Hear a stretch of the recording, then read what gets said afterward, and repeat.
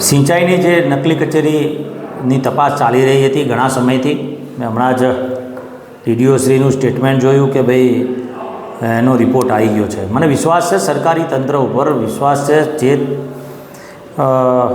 Team બનાવીને જે તપાસને જેને જવાબદારી સોંપવામાં આવી એ તમામ અધિકારીઓ પર વિશ્વાસ છે. અને આમાં હું એવું ચોક્કસથી કહી શકું છું કે આમાં જે સત્યનું છે, જે સત્ય છે એ સત્ય 100% ઉજાગર થવાનું છે.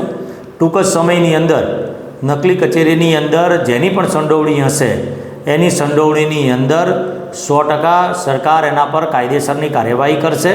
અને જો સત્યતા જે પણ હશે એટલે દૂધનું દૂધ અને પાણીનું પાણી થઈ જવાનું છે, એ ચોક્કસથી નિશ્ચિત છે.